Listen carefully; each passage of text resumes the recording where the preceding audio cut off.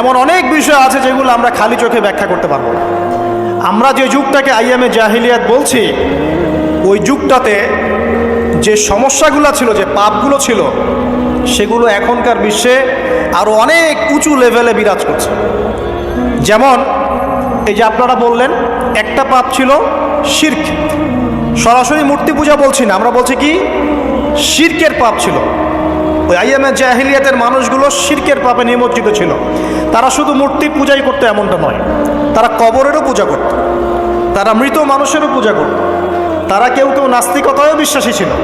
সূরা মুমিনুন পড়লে দেখবেন তাদের মধ্যে একটা আকীদা ছিল, ইন হিয়া ইল্লা হায়াতুনা দুনিয়া নামুতু ওয়া নাহয়া।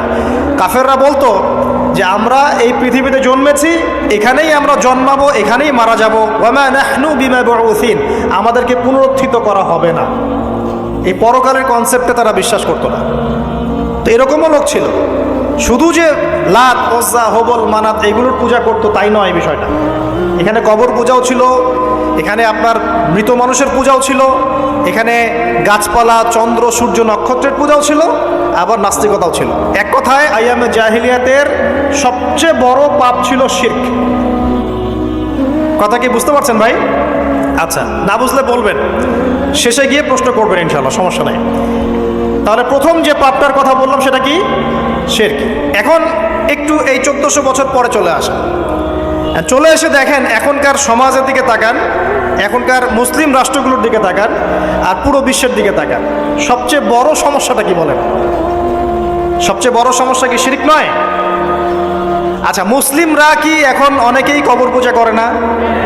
মুসলিমদের মধ্যে অনেকেই দেখবেন যে মৃত মানুষের কাছে চাচ্ছে না, মৃত মানুষের কাছে সন্তান প্রার্থনা করে না, ওই যে ওখানে গিয়ে নজর মান্নত করছে না যে মৃত মানুষকে সন্তুষ্ট করলে আমার ভালো হবে, না হলে আমার কোনো ক্ষতি হয়ে যাবে, এটা মানুষ করছে না।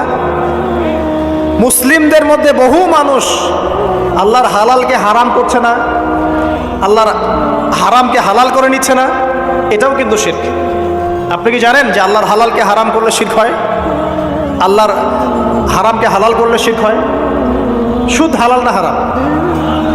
না, সুদ তো ফরজ। সুদ হালাল না হারাম? সুদ তো এখনকার বিশ্বে ফরজ। সুদ ছাড়া এই বিশ্ব চলবে না। আপনি ঠিক বলছেন, কিন্তু সুদ ছাড়া এই বিশ্ব চলে না। যে কোনো কিছু করতে গেলে সুদ লাগবে। তো এখন যে সবাই এটাকে হালাল করে নিচ্ছে, এটা কি হচ্ছে? আল্লাহর হারামকে মানুষ হালাল করছে না? আচ্ছা বলেন, মদ হারাম না হালাল? বলেন। মদ তো ওয়াজিব নাকি? যুব সমাজে তো মদ না খেলে চলেই না। মদ খায় না এমন যুব সমাজের সংখ্যা বেশি, না খায় তার সংখ্যা বেশি?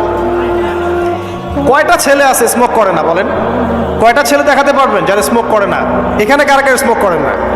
মাশাআল্লাহ, আলহামদুলিল্লাহ, মাশাআল্লাহ। হাত নামান, হাত নামান, হাত নামান।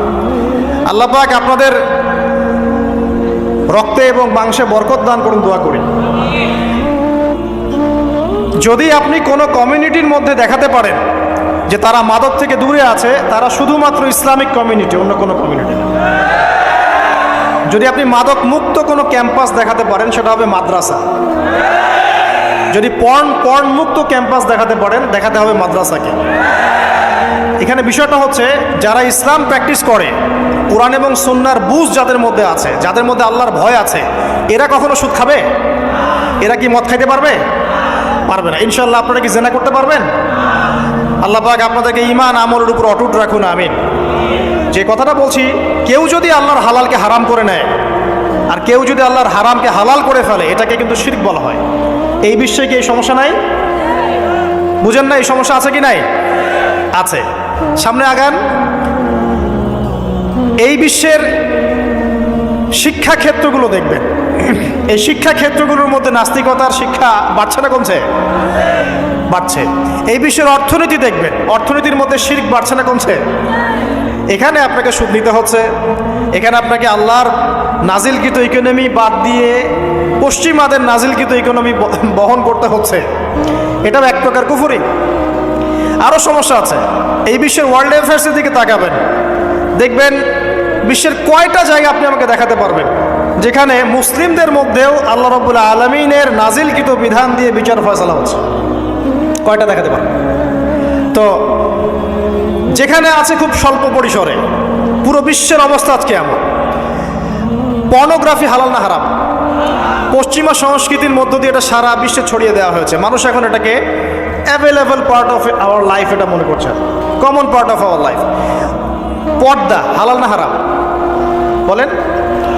পর্দা না করাটা হারাম না হালাল? আচ্ছা, এখন দেখেন, মিডিয়া বলেন, প্রিন্ট মিডিয়া বলেন, ইলেকট্রনিক মিডিয়া বলেন, বিভিন্ন প্রযুক্তিগত উন্নয়নের মধ্য দিয়ে নগ্নতাকে প্রমোট করা হচ্ছে কি হচ্ছে না? বলেন, হচ্ছে কি হচ্ছে না? এখন কি কাপড় খোলার দিকে মানুষ বেশি আগ্রহী না পরার দিকে? দেখবেন ইসলামের বুঝ যাদের মধ্যে নাই, এরা কাপড় খুলতে যাচ্ছে এখন। আর আমি আপনাদেরকে বলি, আগের লেকচারগুলোতেও বলেছি, এই পুরো মহাবিশ্বে আমাদের বাবা আর মা আদম এবং হাওয়া আলাইহিস সালাম, তাদের গা থেকে পোশাকটা খুলে ফেলেছিল কে জানেন? কে? ইবলিস। যখনই তারা গাছের কাছে গেলেন, তখন কি হলো? ফালাম্মা যাকাশ শাজারা বাদাত লাহুমা সাওয়াতিহিমা। যখনই তারা গাছের কাছে গেলেন, তাদের কাপড় খুলে পড়ে গেল। তাহলে পুরো মহাবিশ্বে আমাদের পিতামাতাকে নগ্ন করে দিয়েছে কে? ইবলিস, শয়তান। তাহলে এখন পৃথিবীতে যারা মুসলিমদেরকে বা অমুসলিমদেরকে, পুরো মানবতাকে যারা নগ্ন করতে চাচ্ছে, এরা কার এজেন্ট? এরা কার এজেন্টটা বাস্তবায়ন করছে? এটা কি বুঝতে বাকি থাকে? আমি কথাগুলো বানিয়ে বলি নাই, সূরা আরাফ পড়েন, দেখবেন সব লেখা আছে। আসেন, এক কথায় বলতে চাচ্ছি, ওই সময়কার যে শিরকটা শুধুমাত্র মক্কায় সীমাবদ্ধ ছিল, এখনকার শিরকটা গ্লোবালাইজেশন হয়েছে, পুরো দেশে দেশে দেশে শিরক ছড়িয়ে পড়েছে। আসেন, ওই সময় আরেকটা বড় পাপ ছিল, যেটা এই যে এক ভাই বলল, সেটা হলো রিবা। রিবা, রিবা মানে কি? সুদ। রিবা মানে সুদ, জানেন তো? আর সুদ তো ফরজ নাকি ভাই? আচ্ছা, এমন কোনো গ্রাম নাই বাংলাদেশে যেখানে সুদ নাই, আর বিশ্বের এমন কোনো দেশ নাই যেখানে সুদ নাই। আর এই যুগের কথাই নবী সাল্লাল্লাহু আলাইহি ওয়াসাল্লাম হয়তো বা বলেছিলেন, আল্লাহু আ'লাম, আল্লাহ ভালো জানেন, যে এমন একটা যুগ আসবে যে যুগে ম্যাক্সিমামই সুদখোর হবে। যে ব্যক্তি সুদের ছিটাফোঁটা, মানে সুদের পাপ থেকে বেঁচে থাকতে চাইবে, ওর গায়েও গিয়ে সুদের ছিটাফোঁটা গিয়ে লাগবে। এটা সেই যুগ না? আপনি বুঝতে পারছেন না হয়তো, এটা সেই যুগ। আপনি মনে করছেন দাড়ি, টুপি, পাগড়ি, জুব্বা মাশাআল্লাহ সব লাগাই দিছি, হ্যাঁ, বাইরে একটা সাইনবোর্ড আছে, আমি মৌলবী, আল্লামা, আমি একজন দায়ী বক্তা, কিন্তু সুদের যে ওই ছিটাফোঁটা, এটা আপনার কাছে আমার কাছেও আছে, হয়তো আপনি বুঝতে পারছেন না। কখন বুঝবেন? যখন ইসলামিক অর্থনীতির বইগুলো পড়তে পারবেন। আর শুধু ইসলামিক অর্থনীতির বই যথেষ্ট না, এর পাশাপাশি আমাদের দরকার এই প্রচলিত যে IMF, ইন্টারন্যাশনাল মনিটারি সিস্টেম, এর নীতিগুলো জানা। তখন কি আপনি বুঝবেন ওয়ার্ল্ড ব্যাংক কী জিনিস, IMF কী জিনিস, ঠিক আছে? তখন বুঝবেন যে পেট্রো ডলার কী জিনিস, তখন বুঝবেন যে হার্ড কারেন্সি, সফট কারেন্সি কী জিনিস, এখন বুঝবেন না। আর যেহেতু বুঝবেন না, অতএব আমি এগুলো বলেও লাভ নাই। যেহেতু আপনি বুঝবেন না, আমি যদি এখন এসব নিয়ে কথা বলি, আপনার কাছে মনে হবে এইসব কি উল্টাপাল্টা কথা কইতেছে। ঠিক আছে? তো যাই হোক, আগে আল্লাহর ওয়াস্তে ইসলামিক ইকোনমিক্স পড়েন এবং ইন্টারন্যাশনাল মনিটারি সিস্টেম সম্পর্কে পড়েন। প্রত্যেক স্টেটের প্রধান যারা আছেন তারা জানেন যে ওয়ার্ল্ড ব্যাংক কী জিনিস, তারা জানে IMF কী জিনিস। ঋণের এমনি এমনি কোনো কান্ট্রিকে তারা ঋণ দিবে না, একটা বিশাল বড় সুদের জালে ওদেরকে ফেলবে, তারপর জনগণের রক্ত চুষে সুদ শোধ করতে হবে। আর যারা পারবে না, ওরা যে শ্রীলঙ্কার মতো দেউলিয়া হয়ে যাবে। ও কেন দেউলিয়া হয়ে গেছে? বিকজ ও ঋণ শোধ করতে পারছে না, বাস দেউলিয়া। তো যাই হোক, পড়াশোনা করেন। আমি একজন স্কলারের নাম বলে দেই, এক লেকচারে তো সব বলে দেওয়া সম্ভব না। সম্ভব? আমি রাস্তা দেখাচ্ছি আপনাদেরকে। আপনারা আল্লামা তকি উসমানীর বইগুলো পড়েন, নাম শুনেছেন? আচ্ছা, নাকি এখন বলবেন যে উনি তো হানাফি মাযহাবের, আমি তো আহলে হাদিস পড়বো না, এটা বলবেন নাকি? আল্লামা তকি উসমানী এই বিশ্বের সবচেয়ে বড় আলেমদের একজন। আল্লামা তকি উসমানী এই বিশ্বের সবচেয়ে রিনাউন্ড আলেমদের একজন। তার ইসলামিক অর্থনীতির যে পুরো সিরিজ আছে, আল্লাহর ওয়াস্তে বাসায় কিনে একবার পড়ে দেখেন অর্থনীতি কী জিনিস, আপনি কিসের উপর দাঁড়িয়ে আছেন। পড়া যাবে না ইনশাল্লাহ? আপনি তাকে ভালো যদি নাও বাসেন, তাও পড়ে দেখেন। মনে করেন আপনি একটা কমিউনিটির মধ্যে আছেন, বা একটা সংগঠনে আছেন, বা একটা ঘরানার মধ্যে আছেন, তাহলে কি অন্য ঘরানার বইপত্র পড়া যাবে না? হারাম, হারাম হয়ে গেছে নাকি? এই যে সংকীর্ণ মানসিকতা থাকলে ভাই হেদায়েত পাওয়া যাবে না। আর আপনি যে মনে করছেন আমি একদম হকের উপর আছি, আপনি সঠিক পথে আছেন ঠিকই, তবে এটা সঠিক ভুল পথ। কথা বুঝতে পারছেন না? আপনি মনে করছেন যে আমি একদম চূড়ান্ত সঠিক বিষয়ের উপর আছি। হ্যাঁ, আপনি সঠিক বিষয়ের উপর আছেন ঠিকই, বাট আপনি সহি একটা ভুল পথে আছেন। এটা বুঝবেন পরে, যখন জ্ঞানের পরিধি বাড়তে থাকবে তখন বুঝবেন যে সহি পথ কোনটা, সহি ভুল পথ কোনটা। মুসলিমদের মধ্যে ফাটল সৃষ্টি করে জান্নাতে যাওয়া যায় না। যায়? পুরো মুসলিমরা একটা উম্মাহ, এবং যারাই মুসলিম উম্মার মধ্যে ফাটল সৃষ্টি করতে চায় এরা উম্মার বন্ধু নয়, শত্রু। মুসলিম উম্মার মধ্যে কোনো ফাটল সৃষ্টি করবেন না। সবার মাঝখানেই হৃদ্যতা, ভালোবাসার বন্ধন থাকবে। যদি বিভিন্ন ধর্মের মানুষ একসাথে বসবাস করতে পারে একটা দেশে, তাহলে বিভিন্ন তরিকা এবং মাযহাবের মানুষও একসাথে থাকতে পারবে একটা দেশে ইনশাআল্লাহ। আমরা আমাদের মাঝে ইখতিলাফি বিষয় থাকতে পারে, কিন্তু দিন শেষে আমরা সবাই মুসলিম ইনশাআল্লাহ। দিন শেষে ইসলামের জন্য দাঁড়াতে হলে দল, মত, মাযহাব, তরিকা নির্বিশেষে সবাই একসাথে দাঁড়াবে ইনশাআল্লাহ। আল্লাহ পাক আমাদের হৃদয়টাকে প্রশস্ত করুন, আমিন। জাহেলিয়াতে 2 নম্বর সমস্যা ছিল রিবা। এই রিবা সম্পর্কে আগে বলি যে এখন আল্লাহ পাক কি বলেছেন। আল্লাহ পাক বলছেন যে ইয়ামহাকুল্লাহু রিবা ওয়া ইউরবিস সাদাকাত। আপনি যদি দান সদকা করেন, যাকাত দেন, যাকাত ভিত্তিক অর্থনীতি চালু করেন, আল্লাহ পাক আপনার সম্পদকে বাড়িয়ে দিবেন ইনশাআল্লাহ। আর আপনি যদি রিবার মধ্যে যান, আল্লাহর বক্তব্য হচ্ছে, এটা আমার কথা না, আল্লাহ পাক বলছেন আপনার সম্পদ সংকুচিত হয়ে আসবে। এখন আপনার ডিসিশন, আপনি কি করতে চান করতে পারেন, আমাদের কিচ্ছু বলার নেই। লাকুম দীনুকুম ওয়ালিয়া দিন, আপনার বুঝ আপনার, আপনার দিন আপনার, আমার দিন আমার। আল্লাহ বলছেন ফাযাক্কির ইন্নামা আনতা মুযাক্কির, উপদেশ দাও তুমি, তুমি উপদেশ দাতা। লাস্তা আলাইহিম বিমুসাইতির, কারো প্রতি তুমি দারোগা নও। আল্লাহ বলছেন আপনি সুদে থাকলে সম্পদ সংকুচিত হবে, যদি ছেড়ে দেন, যাকাত দেন, ব্যবসা ভিত্তিক ইকোনমি চালান, আপনার সম্পদ বাড়বে ইনশাআল্লাহ। কি করবেন, ডিসিশন কার? আপনার। আল্লাহ পাক বলছেন ইয়া আইয়ুহাল্লাযীনা আমানু, হে মুমিনগণ, ইত্তাকুল্লাহ। শোনেন ভাই, আল্লাহ বলছেন ইত্তাকুল্লাহ, তোমরা আল্লাহকে ভয় করো। ওয়া যারু মা বাকিয়া মিনার রিবা, সুদের অবশিষ্ট সব অংশ ছেড়ে দাও। সুদের অবশিষ্ট সব টাকা ছেড়ে দাও। ওয়া ইল্লা ইন কুনতুম মুমিনিন, যদি প্রকৃতপক্ষেই তোমরা মুমিন হয়ে থাকো তাহলে ছেড়ে দাও। ওয়া ইল্লাম তাফআলু, যদি তোমরা না করো। কে বলছেন? আল্লাহ। যদি তোমরা এটা না করো তাহলে আল্লাহ কি বলছেন? ফাআযানু বিহারবিন মিনাল্লাহি ওয়া রাসূলিহি, আল্লাহ এবং তার রাসূলের সাথে যুদ্ধের ঘোষণা শুনে রাখো। এটা কার কথা? এখন আপনি যদি চান আল্লাহর পক্ষে যুদ্ধ করতে পারেন, আপনি চাইলে আল্লাহ এবং তার রাসূলের বিপক্ষেও যুদ্ধ করতে পারেন। আপনাকে কি বাধা দিবে? দিবে না। ডিসিশন কার? ডিসিশন আপনার। নবী সাল্লাল্লাহু আলাইহি ওয়াসাল্লাম আরও বলেছেন যে, আপনারা জানেন হাদিসটা, নতুন কোনো হাদিস বলছি না, আপনারা জানেন, প্রত্যেক আলেম জানেন, প্রত্যেক মাযহাবের ইমাম জানেন। কি সেটা? যে সুদের পাপের 70 বা 73টা শাখা আছে। কয়টা? 73 বা 70টা শাখা আছে। তার সবচেয়ে নিম্ন শাখা হচ্ছে নিজের মাকে বিয়ে করা।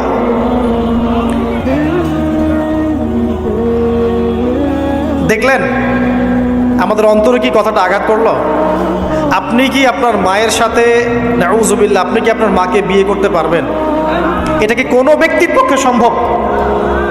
কিন্তু নবী সাল্লাল্লাহু আলাইহি ওয়াসাল্লাম বলছেন 73 শাখার সবচেয়ে নিম্ন শাখা হচ্ছে সেই ব্যক্তি যেন তার মাকে বিয়ে করবে। আর সর্বোচ্চ শাখা কি?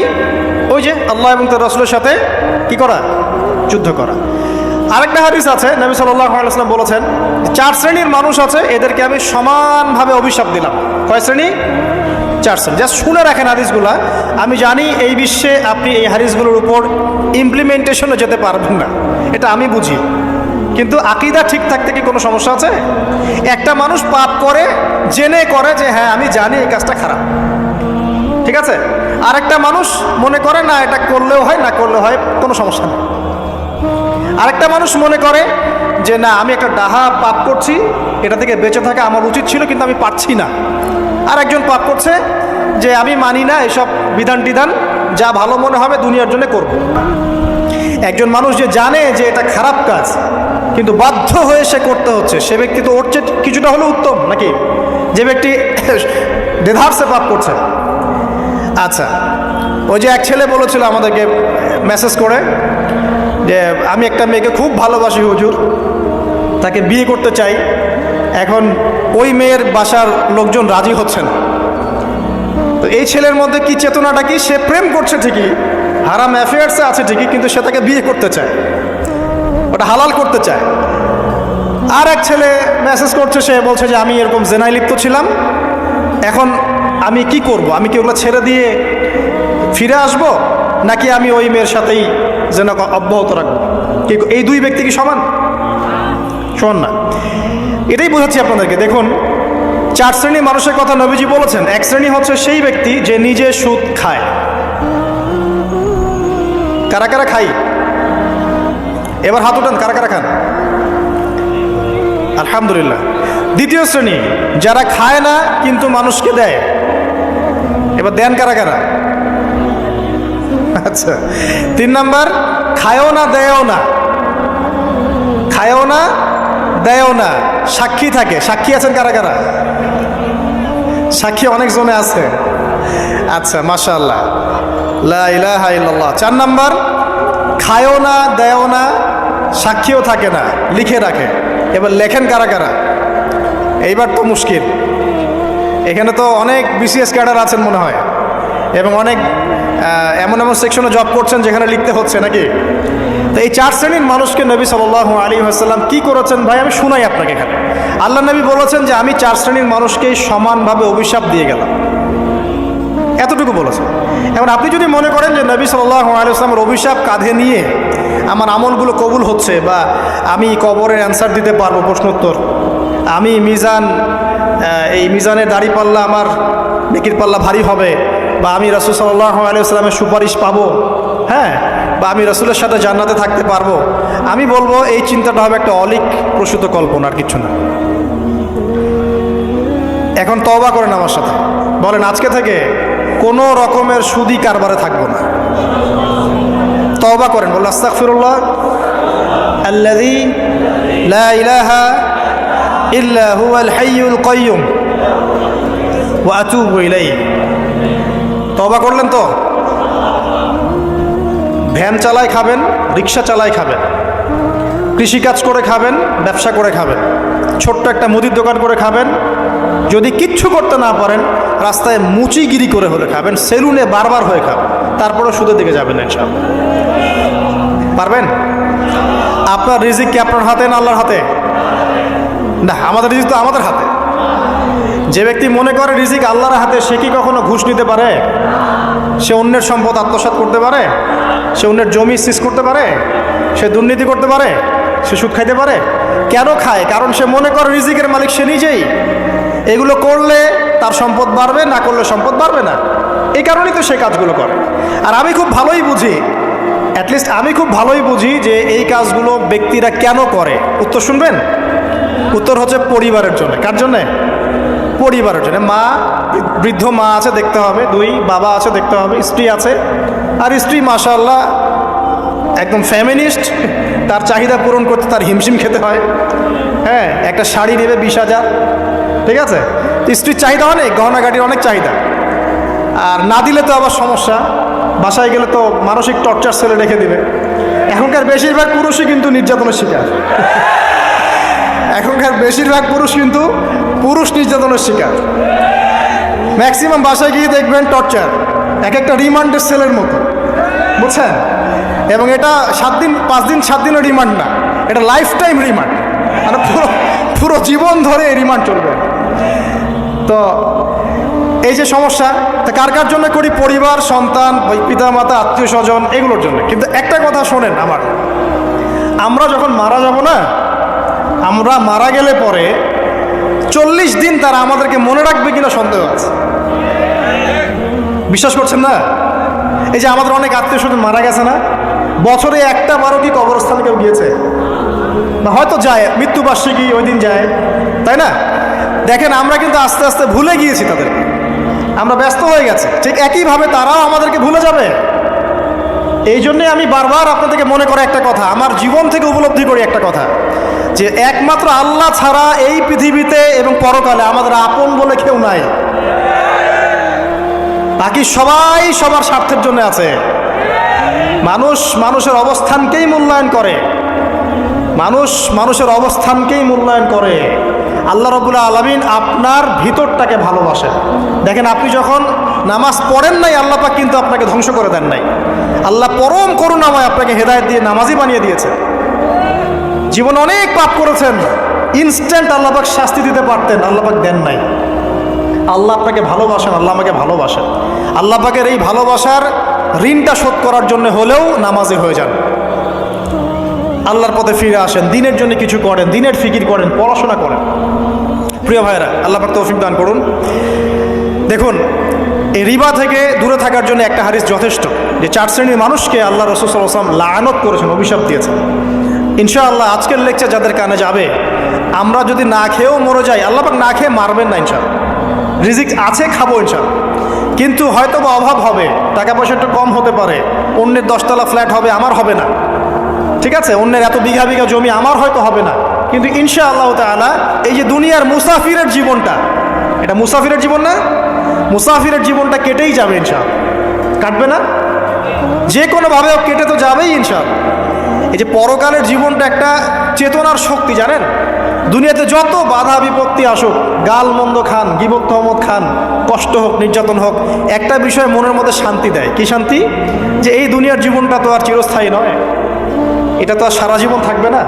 ইনশাআল্লাহ এই অবস্থা আস্তে আস্তে পরিবর্তন হয়ে যাবে। ফাইন্না মাআল উসরি ইউসরা, পরকালে ইনশাআল্লাহ পাবো, দুনিয়াতে না পেলে কি হয়েছে, পরকালে পাবো ইনশাআল্লাহ। যুবক ভাই, এসব জেনা ছেড়ে দেন, আল্লাহ রাব্বুল আলামিন আপনার জন্য হুর রেখেছেন জান্নাত, ইনশাআল্লাহ পাবেন ইনশাআল্লাহ। এটা ছেড়ে দেন, সুদ ছেড়ে দেন, আল্লাহ পাক আপনার জন্য হাউজে কাউসার রাখছে ইনশাআল্লাহ, ঠিক আছে? অন্যায় পাপ ছেড়ে দেন, আল্লাহ রাব্বুল আলামিন আপনার জন্য জান্নাত রেডি করে রাখছে ইনশাআল্লাহ। এই দুনিয়ার জীবনটা ধোঁকা, একটা ছোট্ট জীবন, পুরা ধোঁকা, কিচ্ছু নাই এর মধ্যে। আমার কথা শোনেন, এই দুনিয়ার জীবনে কিছুই নাই। চারপাশে অনেক কিছু মনে হবে, আপনার বাড়ি আছে, গাড়ি আছে, স্ট্যাটাস আছে, টাকা পয়সা, প্রতিপত্তি সব আছে। আদতে আপনি একা, আদতে আপনাকে একাই কবরে যাওয়া লাগবে, একাই আল্লাহর সাথে হিসেব নিকাশ দিতে হবে, কেউ নাই সাথে, আমারও সাথে কেউ নাই। কিন্তু আপনি মনে করছেন যে সেলিব্রিটিজম বড়, আমি পলিটিক্যাল নেতা হয়েছি, আমাকে সবাই চেনে, আমি ইকোনমিক সেক্টরে লিড দেই, রাষ্ট্রকে লিড দেই, আমি ধর্মতাত্ত্বিক ক্ষেত্রে লিড দেই, আমাকে দেখলে মানুষ বাহবা দেয়, ইত্যাদি ইত্যাদি। দিন শেষে আমি একা, আপনিও একাই, আমাকেও একাই যেতে হবে, আপনাকেও একাই যেতে হবে। এগুলো সব চারপাশের খালি অন্ধ মোহ, আর কিচ্ছু না। তো এই মোহের মধ্যে ঢুকে পড়বেন না, আল্লাহ পাক তৌফিক ইনায়াত করুন। নবী সাল্লাল্লাহু আলাইহি ওয়াসাল্লাম বারবার বলতেন, আল্লাহুম্মা ইন্নী আউযু বিকা মিন ফিতনাতিদ দুনিয়া, বলতেন না? হে আল্লাহ, আমি এই দুনিয়ার ফিতনা থেকে তোমার কাছে আশ্রয় প্রার্থনা করছি। ওয়া ইন্নী আউযু বিকা মিন ফিতনাতিন নিসা, আমি মহিলাদের ফিতনা থেকেও আশ্রয় প্রার্থনা করছি। আরও দোয়া করতেন, আল্লাহুম্মা ইন্নী আউযু বিকা মিন আযাবিল কবর, হে আল্লাহ, আমি কবরের আযাব থেকে আশ্রয় প্রার্থনা করছি। ওয়া আযাবি জাহান্নাম, জাহান্নামের আযাব থেকে আশ্রয় প্রার্থনা করছি। ওয়া মিন ফিতনাতিল মাহইয়া ওয়াল মামাত, জীবন মৃত্যুর ফিতনা থেকে আশ্রয় প্রার্থনা করছি। ওয়া মিন শাররি ফিতনাতিল মাসিহিদ দাজ্জাল, এবং দাজ্জালের ফিতনা থেকে আশ্রয় প্রার্থনা করছি। দাজ্জালে পরে আসবো ইনশাআল্লাহ। দাজ্জাল নিয়ে আলোচনা করলে আবার কিছু মানুষ খারেজি ট্যাগ লাগাই দিতে পারে, ওই জন্য এদিকে আমি এখন যাচ্ছি না। হ্যাঁ, সামনে আসি। তো রিবার বিষয়টা বলছিলাম। আইয়ামে জাহিলিয়াতের যে সেই রিবা এখনকার বিশ্বে আছে কি নাই বলেন? ওই সময় না হয় মক্কায় ছিল, এখন কি সারা বিশ্বব্যাপী নাই? বিশ্বের কোনো কান্ট্রি রিবা মুক্ত না, বিশ্বের কোনো দেশ রিবা থেকে মুক্ত থাকতে পারবে না, এই বিশ্ব পরিচালনা যারা করছে ওদের আন্ডারে থাকলে। কখন হবে বিশ্ব রিবা মুক্ত? একদিন বিশ্ব রিবা মুক্ত হবে ইনশাআল্লাহ। একদিন না একদিন এই বিশ্বটা সুদমুক্ত হবে ইনশাআল্লাহু তাআলা। তখন জালেম পার পাবে না, মাজলুমের রক্ত শ্রম বৃথা যাবে না ইনশাআল্লাহ। কবে, কত বছর পর আমি জানি না, কিন্তু এতটুকু জানি যে মালহামার পরে যখন আল মাহদি আসবেন এবং তারপর যখন মাসিহুদ দাজ্জাল বের হবে এবং ঈসা ইবনে মারইয়ামকে আল্লাহ পাক নামিয়ে দিবেন, তার হাতে যখন দাজ্জাল নিহত হবে এবং জেরুজালেম থেকে যখন পুরো বিশ্ব শাসন করা হবে মুসলিমদের হাতে, তখন রিবা বলে কিচ্ছু থাকবে না পৃথিবীর ইনশাআল্লাহ। তার আগ পর্যন্ত এই অবস্থা সলভ হবে কিনা আমরা জানি না, হতেও পারে নাও হতে পারে, তবে ওই সময় যে হবে নিশ্চিত ইনশাআল্লাহ। আসুন, আইয়ামে জাহিলিয়াতের আরেকটা বড় পাপ ছিল, যে এক ভাই বলেছেন, সেটা হচ্ছে নারীর অবমাননা। কে বলেছে এই কথাটা? সামনে একজন। হ্যাঁ, আইয়ামে জাহিলিয়াতের অন্যতম একটা সেরা পাপ ছিল কি? নারীর অবমাননা। এটা নিয়ে কি বলতে হবে? এখন ধর্মের মধ্যেও আমরা নারীদেরকে অবমাননা করছি। বহু নামাজি ব্যক্তি আছে আমাদের মধ্যে, দেখবেন বোনের সম্পত্তি দেয় নাই, মেয়েকে শিক্ষিত করতে চাচ্ছেন না, কেন কেন চাচ্ছেন না? ওর কি অধিকার নাই শিক্ষার? আপনি কি জানেন যে আয়েশা রাদিয়াল্লাহু আনহার কাছে বহু সাহাবী হাদিসের তালিম নিয়েছেন, বহু হাদিস শিখিয়েছেন কে? মা আয়েশা রাদিয়াল্লাহু আনহা। তো তিনি যদি শিক্ষিত না হতেন শেখাতে পারতেন? তো মেয়েদের শিক্ষার দরকার আছে না? হ্যাঁ, কি বিষয় দরকার? তাদের উপযুক্ত পরিবেশ নিশ্চিত করতে হবে, নিরাপত্তা, পর্দা এগুলো নিশ্চিত করতে হবে। তারপরে মেয়েদেরকে আপনি অবশ্যই শিক্ষিত করবেন। ঘরের কোণে বসে রাখতে কে বলেছে? আপনি নিরাপদ পরিবেশ দেন, পর্দা দেন, তারা মাদ্রাসা যাবে, পড়াশোনা করবে। ঠিক আছে? আল্লাহ পাক আমাদের মা বোনদেরকে শিক্ষিত করার তৌফিক দান করুন, আমিন। ভালো ভালো কোয়ালিটি সম্পন্ন মহিলা মাদ্রাসা গড়ে তোলেন। আর মেয়েরা যদি শিক্ষিত না হয় তাহলে আমাদের বাড়ির বউরা শিক্ষিত হবে না। আর বউ শিক্ষিত না হলে আপনি একা শিক্ষিত হয়ে লাভ নাই। তখন ওই যে বললাম টর্চার সেল, ওই টর্চার সেলে ঢুকতে হবে আর কি। কথা বুঝতে পারছেন না? আগে বিয়ে শাদী করেন, বুঝবেন ইনশাআল্লাহ। আর যারা করেছেন তারা অলরেডি হাসছে যে মিটমিট করে দেন। ঠিক আছে? আচ্ছা, সামনে আসেন। দেখেন মেয়েদের অবমাননা কিভাবে দেখাবো। সবচেয়ে বড় অবমাননা হচ্ছে ওদের দেহটাকে আমরা এখন পণ্য বানিয়েছি। এই যে পর্নোগ্রাফি দেখেন, এই মেয়েগুলোর ইজ্জতের কোনো দাম নাই। মানে তাদের দেহটাকে একটা ব্যবসার সামগ্রী বানানো হয়েছে। এবং আমি একটা লেকচার দিয়েছিলাম ঢাকায়, নীল দর্পণ, দেখবেন অনলাইনে আছে। ওখানে আমি স্ট্যাটিস্টিক দেখিয়েছি যে সারা বিশ্বে এই যে আমেরিকায় শুধুমাত্র $12 বিলিয়ন ব্যবসা করে পর্ন দিয়ে। এটা একটা ব্যবসা, একটা ইন্ডাস্ট্রি। যেমন ফিল্ম ইন্ডাস্ট্রি আছে, তারপরে গানের ইন্ডাস্ট্রি আছে না, এরকম একটা ইন্ডাস্ট্রি হচ্ছে এই পর্ন ইন্ডাস্ট্রি। এখানে সবাই অ্যাক্টর অ্যাক্ট্রেস, এরা হচ্ছে অভিনেতা অভিনেত্রী। এখানে যা দেখানো হয় এগুলো কিন্তু রিয়েল না, বাস্তব না, সব ফেক। বুঝতে পারছেন না কথা? এগুলো অভিনয়, এগুলো ফেক। এবং এটা একটা ইন্ডাস্ট্রি, এর মধ্য দিয়ে মেয়েদের দেহটাকে পণ্য বানিয়ে সারা বিশ্বে ব্যবসা করছে। এবং এর একটা অন্যতম উদ্দেশ্য হচ্ছে মুসলিম যুবকদের ঈমান যেন নষ্ট করা যায়। কারণ মুসলিম যুবকদের ঈমান চলে গেলে তারা নিশ্চিন্ত যে ওদের পথে আর কেউ বাধা নাই। কারণ ওদের এই জুলুমের পথে বাধা যদি কেউ দিতে পারে তাহলে কারা দিবে? মুসলিমরা। আর মুসলিমদের মধ্যে সবচেয়ে শৌর্য বীর্য কাদের মধ্যে থাকে? যুবকদের মধ্যে। তো যুবকদের ঈমান যদি চলে যায় তাহলে এদের আর কোনো সমস্যা নাই। তো এই বিষয়টা খেয়াল করবেন যে এটা একটা ইন্ডাস্ট্রি। সো এখানে আমরা মেয়েদের দেহটাকে আমরা কি বানিয়েছি? পণ্য বানিয়ে দিয়েছি। আর এখন তো চলছে কাপড় খোলা সংস্কৃতি। প্রত্যেকটা সেক্টরে আপনি গিয়ে দেখবেন মেয়েদের ইজ্জত, সম্মান, আব্রুটাকে উন্মুক্ত করে এটাকে দিয়ে আমরা বিজনেস করছি। আর এটা একটা বিজনেস। এখানে সমাধান কি? সমাধান আয়েশা রাদিয়াল্লাহু আনহা। সমাধান কে? সমাধান ফাতিমা রাদিয়াল্লাহু আনহা। সমাধান কে? সমাধান খাদিজা রাদিয়াল্লাহু আনহা। আমাদের মা, আমাদের বোন, আমাদের স্ত্রীদেরকে তাদের মতো করে মানুষ করতে হবে, গড়ে তুলতে হবে ইনশাআল্লাহ। দেখবেন নারীর সত্যিকারের সম্মান নিশ্চিত হবে ইনশাআল্লাহ। ইসলাম কি কখনো বলেছে যে মেয়েরা কাজ করতে পারবে না, পড়াশোনা করতে পারবে না ইত্যাদি? এই নাস্তিকরা তো ঠুনকো যুক্তি দিয়ে আক্রমণ করে। কে বলেছে সমস্যা? এমন ইসলামিক স্টেট আছে যেখানে একটা স্টুডিও, মনে করি স্টুডিও, ছবি তোলা হয়, কথার কথা, সেখানে সব কর্মী মহিলা, কোনো পুরুষ নাই। একটা মাদ্রাসা, সমস্ত কর্মী মহিলা, কোনো পুরুষ নাই। একটা স্কুল, সবাই মহিলা, কোনো পুরুষ নাই। ওখানে মেয়েরাই পড়ে, মেয়েরাই শেখায়। জায়েজ না জায়েজ বলেন? একটা নিরাপদ পরিবেশে যদি মেয়েরাই মেয়েদের দায়িত্ব নিয়ে পড়াশোনা করায়, ব্যবসা করে, অন্য কিছু করে, জায়েজ না জায়েজ? তাহলে পরিবেশ নিশ্চিত করাটা হচ্ছে চ্যালেঞ্জ।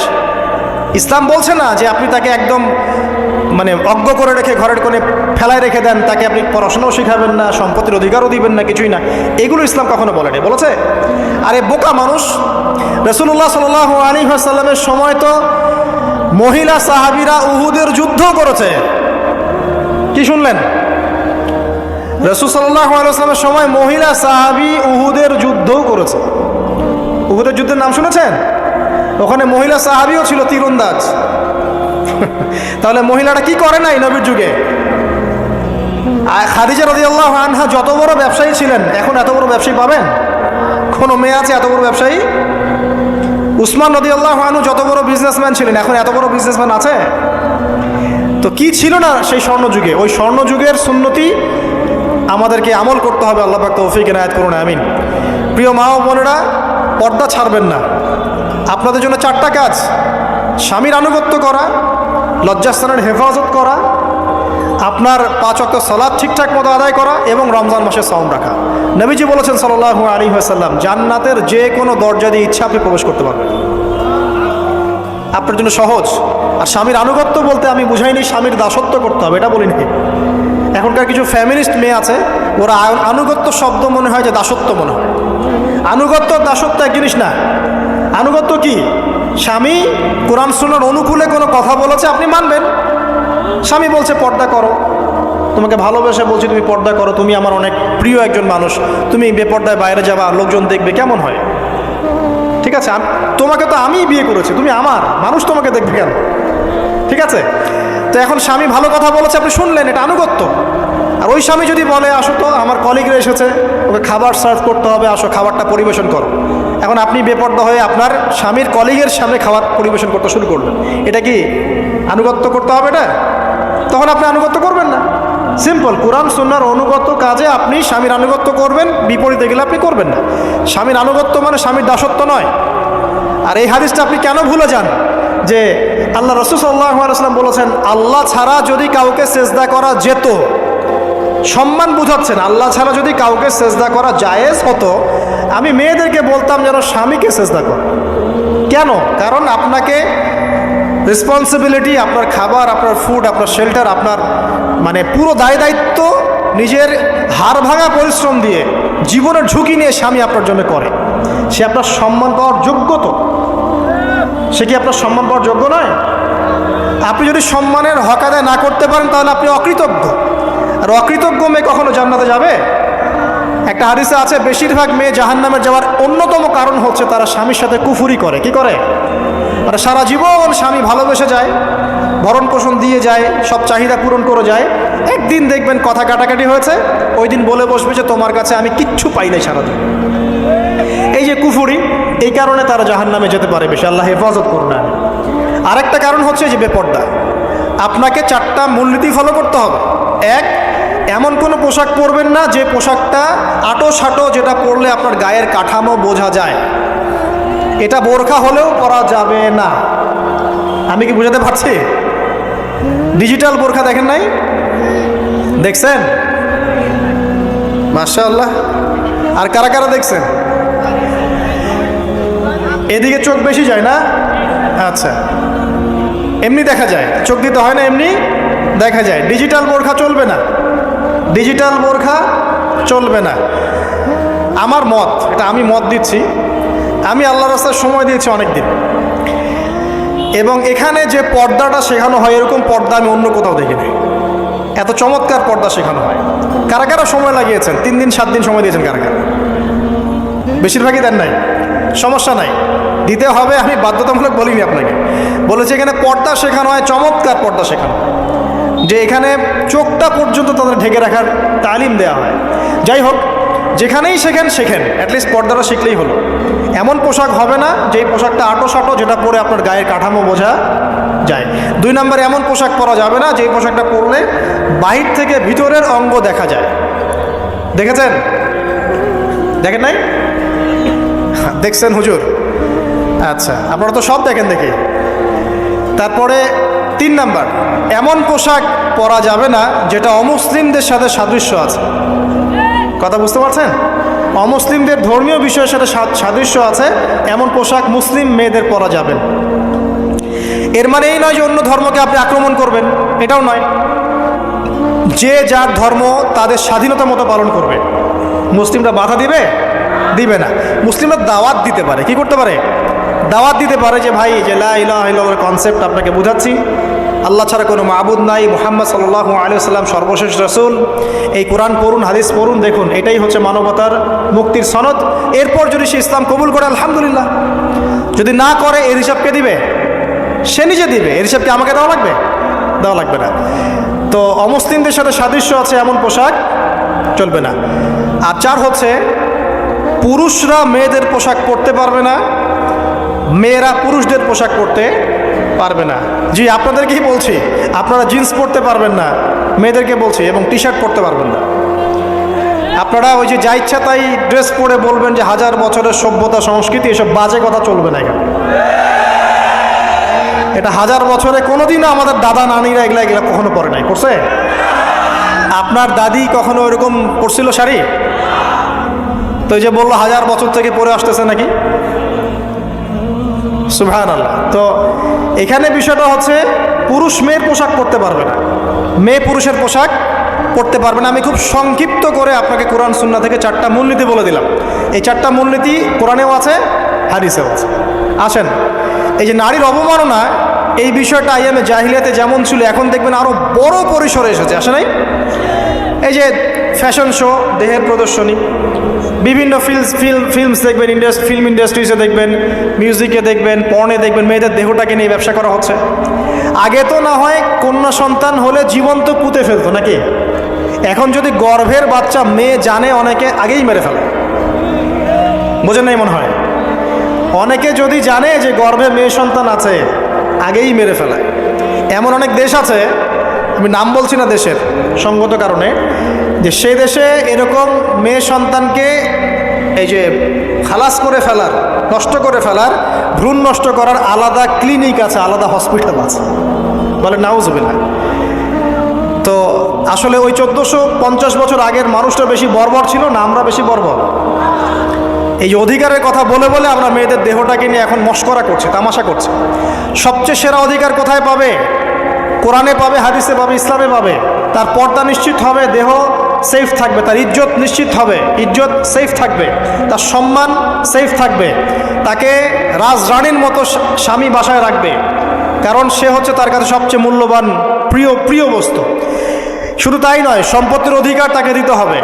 একজন মেয়ে তার ভাইয়ের সম্পত্তি পাবে, তার বাবার সম্পত্তি পাবে, তার স্বামীর সম্পত্তি পাবে, সব দিক থেকে সে সম্পত্তি পাবে। আর একজন ছেলে কিন্তু সব দিক থেকে সম্পত্তি পাবে না। তো এই বিষয়গুলো যখন এক শ্রেণীর মানুষ বোঝে না, তখন ইসলামের বিরুদ্ধে অহেতুক প্রোপাগান্ডা চালানো শুরু করে। সবচেয়ে সেরা সম্মান রক্ষার উদাহরণ দেয়া হয়েছে ইসলামে, কোরআনে এবং হাদিসে। এই কথাটা আপনাদের মা বোনদেরকে বোঝাবেন, তবে নম্রতার সাথে বোঝাবেন, কারণ উচ্চবাচ্য করলে তারা কথা শুনবে না। কারণ আল্লাহ রাসূল সাল্লাল্লাহু আলাইহি ওয়াসাল্লাম বলেছেন, কিছুটা বাঁকা হাত দিয়ে তাদেরকে তৈরি করা হয়েছে। যদি আপনি শক্ত করে চাপ দিতে যান তাহলে ভেঙে যাবে, আর যদি আপনি ওই অবস্থায় ছেড়ে দেন তাহলে বাঁকাই থেকে যাবে। এখানে আপনাকে হিকমা অবলম্বন করতে হবে। আল্লাহ পাক তৌফিক দান করুন। একটা বিষয় বলছিলাম, ওই যে শিরকের পাপ এখন গ্লোবালাইজেশন হয়েছে না, ওই সুদের পাপ এখন গ্লোবালাইজেশন হয়েছে না। গ্লোবালাইজেশন বোঝেন? মানে বিশ্বায়ন, পুরো বিশ্বে ছড়িয়ে পড়েছে না। আরেকটা হচ্ছে এই যে মেয়েদের অবমাননা, এটা সারা বিশ্বে ছড়িয়ে পড়ে নাই? আচ্ছা, আর দুটা বলবো, এরপর বলে আমি শেষের দিকে যাচ্ছি। আসেন, একটা হচ্ছে মাদক। আইয়ামে জাহিলিয়াতের অন্যতম সেরা পাপ ছিল কি? মাদক। ওই যে বলছেন জাহিলি যুগ, কেন বলছেন জাহিলি যুগ? বিকজ ওইখানে মাদক খেত মানুষ বেশি। এখন বলেন, ওখানে না হয় মক্কায় মাদক খেত মানুষ, এখন সারা বিশ্বে মাদক ছড়িয়ে পড়ে নাই? বেশি না কম? এখন এই যে নতুন নতুন মাদক আসছে, ইয়াবা, আরও নাকি কি আসছে নতুন নতুন, আমরা নামও জানি না। এই যে গাজার নাম জানি, ফেন্সিডিলের নাম জানি, আর কি আছে, হিরোইন বলেন, আর দু একটা, আফিম, আর কি আছে? হ্যাঁ, রেন্ডি, সুবহানাল্লাহ, এই নামও কখনো শুনি নাই আমি। আচ্ছা শোনেন, বিষয়টা হচ্ছে, দেখুন, এই বিষয়টা কি হালাল না হারাম? আচ্ছা, এটাকে যদি আমরা হালাল করে নেই তাহলে কি হবে? কুফরি হবে না শিরক হবে? শিরক কুফর দুটোই হচ্ছে। কিন্তু এখন মক্কার কিছু মানুষ মাদক খেয়েছে বুঝলাম, আল্লাহ রাব্বুল আলামিন ধাপে ধাপে এখান থেকে বের করেছেন। প্রথমে বলেছেন মদ খেয়ে নামাজের ধার কাছে যেও না। হ্যাঁ, তারপরে বলেছেন এই যে মাদকে কিছুটা উপকার আছে কিন্তু বেশি ক্ষতি। তারপর বলেছেন খেয়ে নামাজের কাছে যেও না। তারপর ধাপে ধাপে শেষের দিকে এসে আল্লাহ পাক বলেছেন যে এটাকে ছেড়ে দাও। সূরা মাইদায় পড়ে দেখেন, এটা শয়তানের কাজ।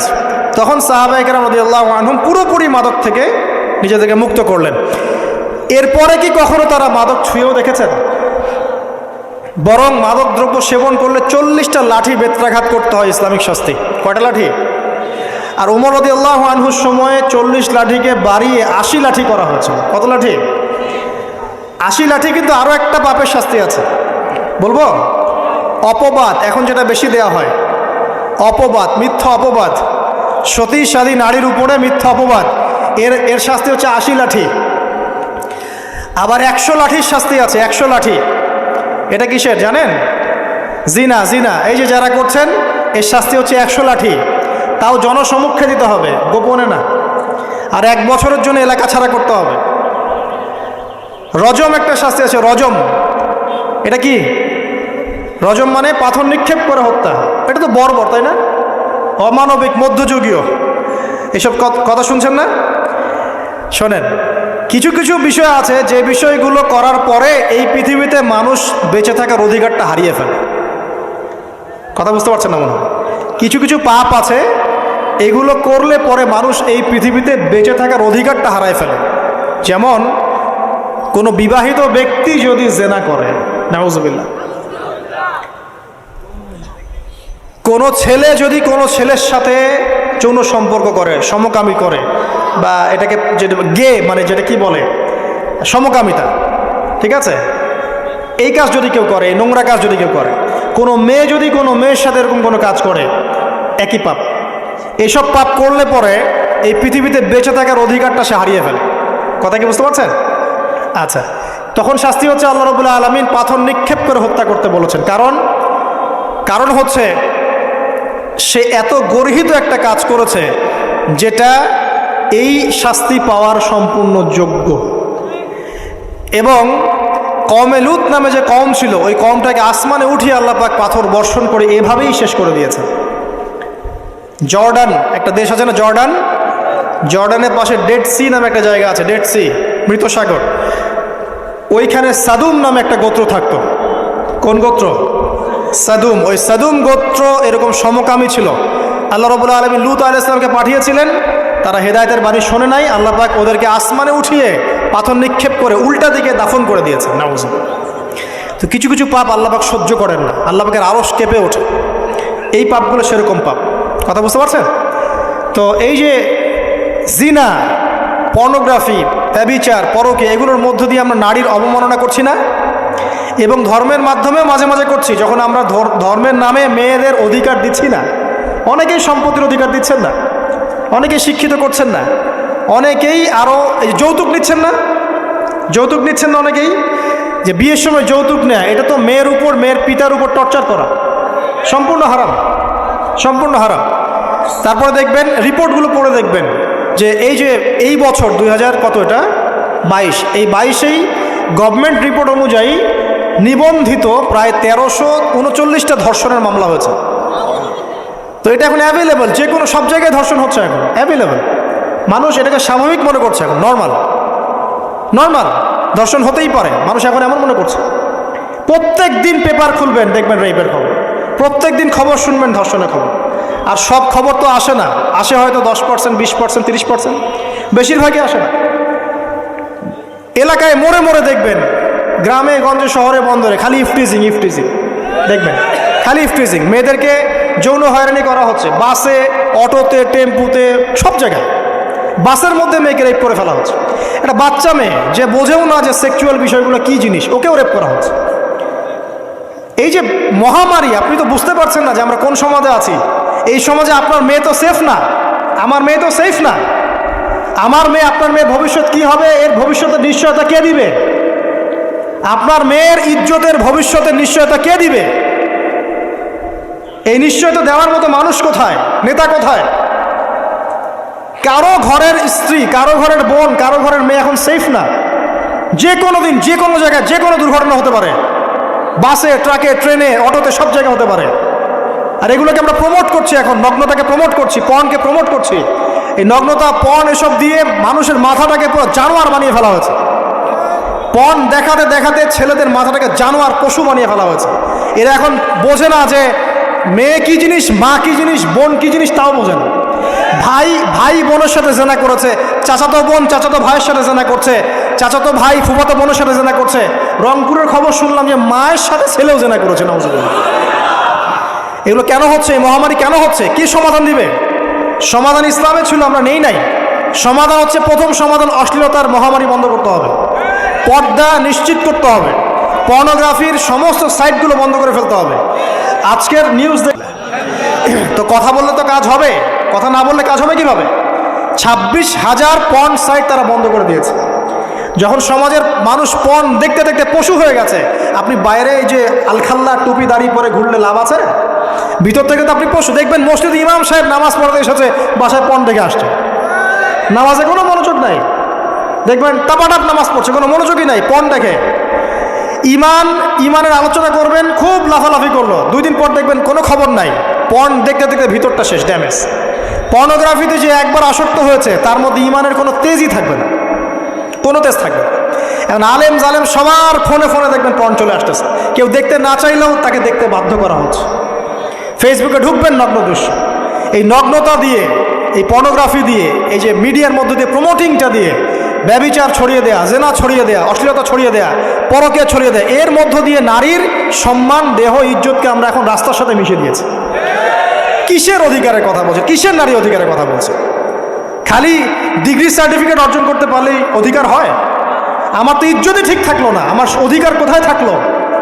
একটা সার্টিফিকেট অর্জন করার জন্য কলেজের মেয়েদেরকে বড় বড় নেতার বেডরুমে ঢুকানো হচ্ছে, দেখেন নাই? তো একটা সার্টিফিকেট অর্জন করতেই হবে আমাকে, নিজের ইজ্জত বিক্রি করে দিয়ে হলেও আমার সার্টিফিকেট অর্জন করতেই হবে। লাথি মারি এসব পড়াশোনার পিছনে, দরকার নেই আমার পড়াশোনা। হচ্ছে বাসায় এলাকায় এলাকায় মহিলা মাদ্রাসা করেন, মাদ্রাসায় মেয়েদেরকে পড়ান। আমি খুব দুঃখের সাথে বলছি, অনেক মাদ্রাসাতেও এরকম ঘটনা কিন্তু ঘটেছে না? এখানে একটা কথা আমরা পরিষ্কার করতে চাই, সেটা হলো যে পাপী, রেপি, ধর্ষণী, সে আলেম করুক আর জালেম করুক, ইমাম করুক আর জালেম করুক, ফাসেক করুক, সবাইকে সমান শাস্তি নিশ্চিত করতে হবে। আর শাস্তি হবে দৃষ্টান্তমূলক, যেন আরো 10 জন দেখে শিক্ষা নেয়। ওই যে ইসলামে আছে না হাত কেটে ফেলা, কি কারণে বলেন তো? কারণ সবাই যখন দেখবে এই যে খুঁটির সাথে বেঁধে একটা চোরের হাত কেটে ফেলা হয়েছে, এলাকার সব মানুষ দেখেছে, চুরি বাড়বে না কমবে? নিশ্চিত চুরি কমে যাবে ইনশাআল্লাহ। তো এই যে নারীর অবমাননার ওই যুগের চেয়ে এই যুগে বেশি না কম? আপনি ভালো করে আল্লাহর নূর দিয়ে দেখেন। আমি প্রথমে বলেছি, শুধু বাইরের চোখ দিয়ে দেখলে সব বুঝতে পারবেন না। আপনি আল্লাহ পাকে নূর দিয়ে দেখেন, কোরআন সুন্নাহর গভীর জ্ঞান দিয়ে দেখেন, দেখবেন ওই জাহিলিয়াতের চেয়ে 1000 গুণ বেশি জাহিলিয়াত এখনকার বিশ্বে চলছে। আল্লাহ পাক আমাদের মা বোনদের ইজ্জত হেফাজত করুন, তাদের সম্মান হেফাজত করুন। আমরা দোয়া করি আল্লাহ পাক তাদেরকে উচ্চশিক্ষায় শিক্ষিত করুন, নিরাপত্তা নিশ্চিত করুন। কেউ যদি ওদের দিকে খারাপ চোখ তুলে তাকায়, আল্লাহ পাক সেই চোখকে যেন ধ্বংস করে দেন। আল্লাহ পাক তাদের ইজ্জতের প্রতি যদি কেউ খারাপভাবে হাত বাড়ায়, তাদের শাস্তি যেন নিশ্চিত করার তৌফিক আল্লাহ পাক আমাদেরকে দান করে। আল্লাহ পাক আমাদের মা বোনদেরকে মহামূল্যবান মনে করে আমাদেরকে হেফাজত করার তৌফিক দান করুন, আমিন। আর তাদেরকে যারা নগ্ন করতে চায়, আল্লাহ পাক এদেরকে ধ্বংস করে ছেড়ে দিন, আমিন। আল্লাহ পাক বলেছেন, যারা চায় মুমিন মুসলিমদের সমাজে অশ্লীলতা ছড়িয়ে পড়ুক, দুনিয়া এবং আখিরাত উভয় জাহানে আল্লাহ পাক এদেরকে ধ্বংস করবেন ইনশাআল্লাহ। আরেকটা বলে শেষ করি, সেটা হলো, কয়টা বলেছি ভাই জাহিলিয়াত? ইমাম মুহাম্মদ বিন আব্দুল ওয়াহাব রাহিমাহুল্লাহ তার একটা বইয়ের মধ্যে 1000টা জাহিলিয়াত আছে। আমি 5টা বাছাই করেছি। কয়টা? 5টা। কয়টা বলেছি? 4টা। এক হচ্ছে কি বলেছিলাম? শিরক, আছে না নাই? রিবা এখন আছে না নাই? 3 নাম্বার কি ছিল? মাদক। আর 4 নাম্বার নারীর অবমাননা। মাদক তো বুঝলেন, এটা তো আমার চেয়ে আপনারা ভালো বুঝেন, মাদক সব জায়গায় আছে। আল্লাহ রাসূল সাল্লাল্লাহু আলাইহি ওয়াসাল্লাম বলেছেন, কোনো ব্যক্তি যদি মাদক সেবন করে তার 40 দিনের নামাজ কবুল হবে না। সে যদি আবার তওবা করে ফিরে আসে, আল্লাহ পাক মাফ করে দিবেন ইনশাআল্লাহ। যদি আবারও মাদক খায়, আবার 40 দিনের নামাজ কবুল হবে না।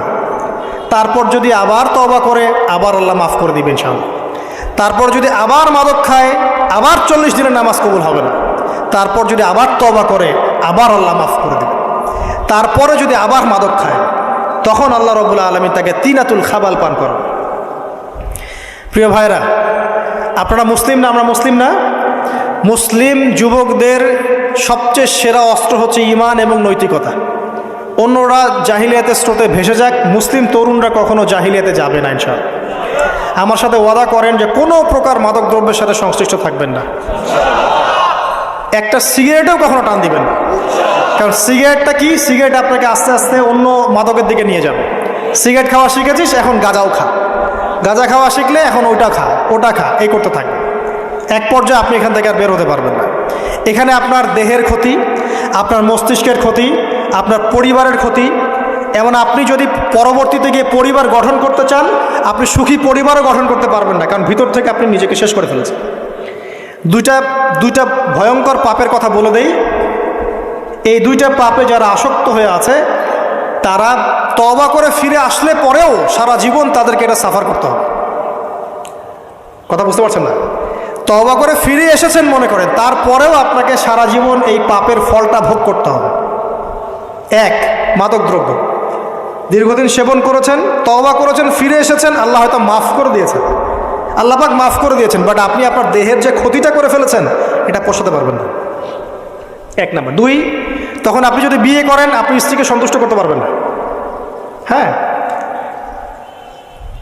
দুই নাম্বার হচ্ছে এই যে গোপনে যুবকরা যে পাপটা করে, মাস্টারবেশন, যেটাকে আমরা বলি হস্তমৈথুন, এই পাপ যেসব যুবকরা করছে বা করে, এবং অ্যাভেলেবেল এই পাপটা সবাই করে, কারণ এখন পর্নের যুগ, পর্ন দেখলে তো আর কোনো উপায় নাই, তখন তো এই পথেই যেতে হচ্ছে, নিজের উপরে নিজেকে জুলুম করতে হচ্ছে। যারা হস্তমৈথুন অভ্যস্ত হয়ে গেছে, এরা যদি তওবা করে ফিরেও আসে, শরীরের যে ক্ষতিটা হয়েছে এটা পূরণ হবে না কখন। দেখেন, আমার মতো বয়সে, আমার চেয়ে প্রায় 10 বছর বয়স আগেই তারেক বিন জিয়াদ স্পেন জয় করেছিল। আমার যে বয়স এখন চলছে 30 পার হয়ে গেছে, এর চেয়ে আরও প্রায় 10 বছর আগে মুহাম্মদ বিন কাসিম এই সিন্ধু জয় করেছিল। এখন যে ইসলাম আপনি ভোগ করছেন এটা তাদের ফল, তাদের এই জিহাদের ফল।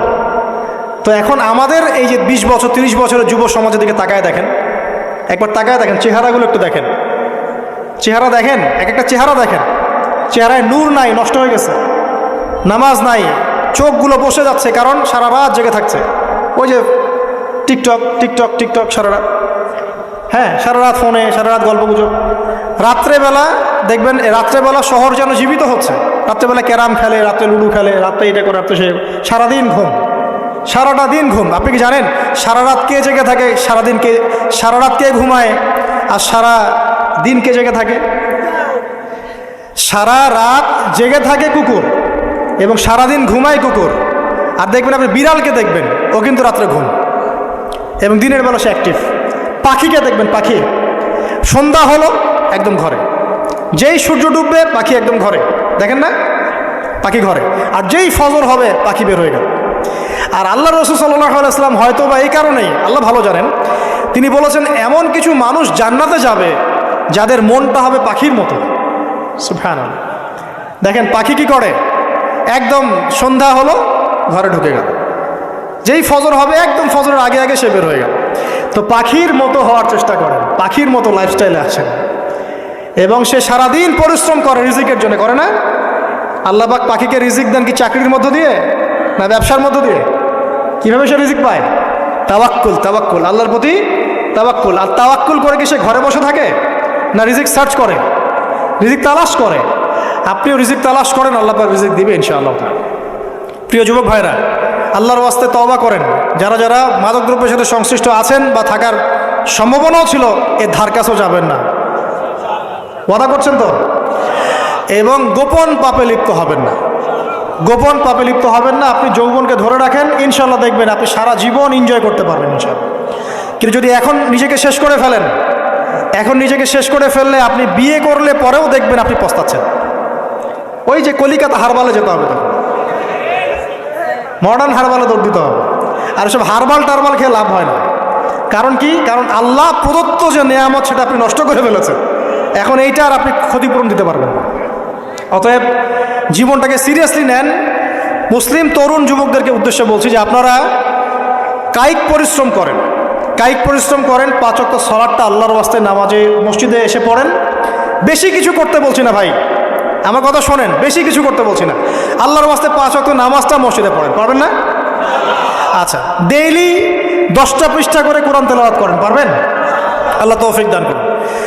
ডেইলি 2-4 টাকা করে সদকা করেন, পারবেন? আচ্ছা, প্রত্যেক দিন কিছু দাওয়াতি কাজ করেন, আমর বিল মারুফ, সৎ কাজের আদেশ করবেন, নাহি আনিল মুনকার, অসৎ কাজে নিষেধ করবেন, পারা যাবে ইনশাআল্লাহ। আপনি হালাল রিজিকের একটা সন্ধান খোঁজার চেষ্টা করেন, পারবেন ইনশাআল্লাহ।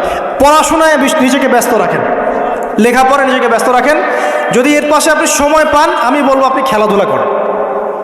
যদি সময় কিছু বের করতে পারেন, কায়িক কিছু পরিশ্রম করেন, প্রয়োজনে কিছু কসরত করেন, জিম করেন, খেলাধুলা করেন। তারপরেও পর্নে যায় না, তারপরেও গার্লফ্রেন্ডের পিছনে সময় নষ্ট করেন না, তারপরেও যে টিকটক, ফেসবুক, ইউটিউব নিয়ে পড়ে থাকেন না। ওগুলোর চেয়ে খেলাধুলা করা অনেক ভালো আছে। অ্যাটলিস্ট আপনি ফিজিক্যালি ফিট থাকবেন। অনেকে বলতে পারে যে এটা না করলে হয়, এটা বাজে কাজ, সময় নষ্ট। আমি মনে করি এখনকার যুবকরা যেসব পথে সময় নষ্ট করছে এর চাইতে অ্যাটলিস্ট খেলাধুলা করলে ভালো ছিল। একটা সময় ছিল না, আজকে থেকে 10 বছর আগে প্রচুর খেলা হতো না? ক্রিকেট হতো, ফুটবল হতো, এই ব্যাডমিন্টন হতো শীতকালে, তাই না? তো খেলার লিপ্ত থাকলে কিন্তু আমাদের মধ্যে একটা হৃদ্যতা, একটা বন্ড তৈরি হতো, একটা বন্ড। আমরা অনেক টুর্নামেন্ট খেলতাম না? এখন দেখবেন কিচ্ছু নাই, সব বন্ধ, খালি ফোন, সারাদিন কি ফোন। এটা আরও কি ডেঞ্জারাস না? এভাবে তাদের ফিজিক্যাল বডিটা নষ্ট হচ্ছে, মেন্টাল স্ট্রেংথটাও নষ্ট হচ্ছে। এর চেয়ে বরং তারা যদি কোনো কসরত করে এটা অনেক ভালো হবে, এটা আমার মত। এটা আমি কোরআন সুন্নাহ থেকে কোনো কথা বলছি না, আল্লাহ পাক বোঝার তৌফিক দেখ। শেষ কথা হলো যে আইয়ামে জাহিলিয়াতের আরেকটা নির্মম বর্বরতা ছিল হচ্ছে গোত্রীয় দ্বন্দ্ব। কি ছিল? গোত্রীয় দ্বন্দ্ব। এটাই দিয়ে আমি শেষ করছি। সেটা হলো কেমন গোত্রীয় দ্বন্দ্ব? মনে করেন একটা গোত্রের নাম বনু তামিম, একটার নাম বনু হানিফা, একটার নাম হচ্ছে বনু কোরাইজা, একটার নাম হচ্ছে মনে করেন বনু মাখজুম, আরেকটা হচ্ছে বনু আদি। এরকম অনেক গোত্র ছিল। তো এই গোত্রগুলোর মধ্যে আপোষে দ্বন্দ্ব চলতো, খুব সামান্য কারণে তারা দীর্ঘস্থায়ী যুদ্ধ করত। একটু বোঝার চেষ্টা করেন, খুব সামান্য কারণে তারা লম্বা লম্বা যুদ্ধ করত। একটা উটকে কেন্দ্র করে প্রায় 80 বছর যুদ্ধ হচ্ছে। কত বছর? 80 বছর। এখন আপনাকে বলি, এই যে জাহেলিয়াতের এই যে গোত্রীয় হানাহানি, মারামারি, কাটাকাটি, এটা কি এখন সারা বিশ্বে ছড়িয়ে পড়েছে কি পড়ে নাই? আল্লাহর নূর দিয়ে দেখেন, পড়েছে কি পড়ে নাই? দেশে দেশে হানাহানি বেড়েছে না কমেছে? রাসূলুল্লাহ সাল্লাল্লাহু আলাইহি ওয়াসাল্লাম 23 বছর নবুয়তের জীবনে যতগুলো জিহাদ করেছেন এবং সারিয়া করেছেন, এতে সব মিলে হয়তো 2 থেকে 3 হাজার মানুষও মারা যায় নাই। ঠিক আছে? কিন্তু এখনকার দেখবেন প্রথম বিশ্বযুদ্ধেই কয়েক কোটি মানুষ শেষ, দ্বিতীয় বিশ্বযুদ্ধেই আরও কয়েক কোটি মানুষ শেষ, আর সামনে যে নিউক্লিয়ার যুদ্ধ হতে যাচ্ছে আল্লাহু আলাম কবে হবে, এবং এটা হইলে যে কি হবে পৃথিবীর অবস্থা আল্লাহই ভালো জানে। এমন নিউক্লিয়ার ওয়েপন্স আছে যেটা আসমানে যদি বিস্ফোরণ ঘটানো হয় তাহলে ওই দেশের সমস্ত ইলেকট্রনিক জিনিসগুলো নষ্ট হয়ে যাবে। বুঝতে পারেন না এই কথা? বোম মারতে হবে না পৃথিবীতে, মাটিতে বোমটা মারতে হবে না, আসমানে বিস্ফোরণ করে দিবে, তাতে আপনার পুরো দেশের যত ইলেকট্রনিক ডিভাইস আছে সব ড্যামেজ। এটা এই যুগ। ওই হিরোশিমা নাগাসাকির কথা মনে আছে? কি হয়েছিল ওখানে বলেন? 2টা বোম ফেলা হয়েছিল, পারমাণবিক বোমা। কে ফেলেছিল? কে ফেলেছিল? আমেরিকা। আচ্ছা, ওই বোম দুটার নাম কি? হ্যাঁ, এই তো জানেন, লিটল বয় আর ফ্যাট ম্যান। ওই 2টা বোম পড়ে যে কোটি কোটি মানুষ মারা গেল, এখন পর্যন্ত জাপানের মানুষ তার তেজস্ক্রিয়তায় ভোগে। এখনকার পারমাণবিক ওয়েপন্সগুলো তার চেয়ে অনেক অনেক অনেক বেশি শক্তিশালী, হাজার লক্ষ গুণ বেশি শক্তিশালী হতে পারে। রাশিয়ার কাছে এমন সুপারসনিক মিসাইলস আছে, নিউক্লিয়ার মিসাইলস, যেগুলো শব্দের গতিবেগের চাইতেও 10 গুণ বেশি যেতে পারে। শব্দের গতিবেগ কত হার্টস বলো? তোমার সায়েন্সে পড়ো নাই? তো এই শব্দের গতিবেগের চাইতেও 10 গুণ 20 গুণ বেশি যেতে পারবে কি একটা মিসাইল। মানে মিসাইল আবার আকাশ প্রতিরক্ষা ব্যবস্থা বলে একটা কথা আছে। আকাশ প্রতিরক্ষা ব্যবস্থায় ওই মিসাইলগুলোকে ডিফেন্ড করে দেওয়া যায়, ধ্বংস করে দেওয়া যায় আকাশেই। ওই প্রতিরক্ষা ব্যবস্থাও ধরতে পারবে না কত জোরে মিসাইল যাচ্ছে। এবং সেই রাশিয়াকে উস্কে দিচ্ছে এখন পশ্চিমারা, ফেলো একটা বোম, ইউক্রেনে একটা বোম ফেলো। ও যদি একটা ফেলেই দেয় তখন দেখবেন পশ্চিমারা সবাই মিলে আবার যুদ্ধে নেমে যাবে, পুরো ব্যাসাকার হয়ে যেতে পারে। আল্লাহু আলাম, আল্লাহ ভালো জানেন। তবে এটা সময়ের ব্যাপার মাত্র যে বিশ্বে একটা ভয়ঙ্কর প্রলয়কারী কিছু একটা হতে যাচ্ছে। বলবো যে ভবিষ্যৎবাণী করে বেড়াচ্ছে। ভবিষ্যৎবাণী করি নাই, আপনার বর্তমান সম্পর্কে জ্ঞান নাই বলেই বর্তমানকে আপনার ভবিষ্যৎ মনে হয়। বর্তমান সম্পর্কে আপনি অজ্ঞ বলেই বর্তমানের জ্ঞানটাকে আপনার কাছে ভবিষ্যৎ মনে হচ্ছে। বর্তমান সম্পর্কে জ্ঞান অর্জন করেন, দেখবেন সঠিক বুঝতে পারবেন। নিউক্লিয়ার যুদ্ধের দ্বার প্রান্তে। তো যেটা বলছিলাম যে এই যে গোত্রীয় হানাহানি দেখেন ছড়িয়ে পড়েছে, আর এই হানাহানিকে উস্কে দিচ্ছে কারা? এই হানাহানিকে উস্কে দিচ্ছে একটা শ্রেণী, তার নাম জায়নিস্ট মুভমেন্ট। তারা কি চায়? তারা চায় চীনকে তাইওয়ানের সাথে বিরোধ বাঁধিয়ে দিতে, তারা চায় বাংলাদেশের অভ্যন্তরে একটা ফাসাদ লাগিয়ে রাখতে, তারা চায় মিয়ানমারকে দিয়ে বাংলাদেশকে বিজি রাখতে, তারা চায় ইউক্রেনকে দিয়ে রাশিয়াকে বিজি রাখতে, তারা চায় ইসরায়েলকে দিয়ে প্যালেস্টাইনকে বিজি রাখতে। বিভিন্ন জায়গায় সব সেট করে রাখা হয়েছে আর কি। এবং তার উদ্দেশ্য হচ্ছে পৃথিবী থেকে মানব জাতি কমিয়ে ফেলা, এবং আস্তে আস্তে যেন ওদের যে agenda, they want to rule the world, তারা সারা ওয়ার্ল্ডটাকে রুল করতে চায়। এবং ইসলামকে পুরো মুছে ফেলতে চায়, এবং ইসলাম শুধু না, ধর্মতাত্ত্বিক যে কোনো কনসেপ্ট আসলেই ওটাকে মুছে ফেলতে চায়। যে কোনো ধর্মকেই তারা সহ্য করতে পারছে না। তো এই উদ্দেশ্য বাস্তবায়নের জন্য তারা এই কাজগুলো করে বেড়াচ্ছে। আইয়ামে জাহিলিয়াতের সেই যে সুন্নত, ওই যে জাহিলিয়াত এখন সারা বিশ্বে এভাবে ছড়িয়ে পড়েছে। অতএব আমরা চোখ কান খোলা রাখতে হবে। ভয়ঙ্কর অবস্থা সামনে, দেখেন না, গভর্নমেন্ট বলছে এখন সামনে ভয়ঙ্কর খাদ্য সংকট দেখা দিবে, কৃষিজ দিকে ফোকাস করতে বলছে এবং নিজেদের খাদ্য উৎপন্ন করার দিকে মনোযোগী হতে বলছে। এই কথাগুলো 5 বছর থেকে বলি নাই, তখন তো খারেজি হয়ে গেছিলাম। এখন এই কথাগুলো খোদ আমাদের দেশের প্রাইম মিনিস্টারও বলছেন, আলহামদুলিল্লাহ, তাকেও সেই বুঝ আল্লাহ পাক দান করেছেন। তো এই যে কথাগুলো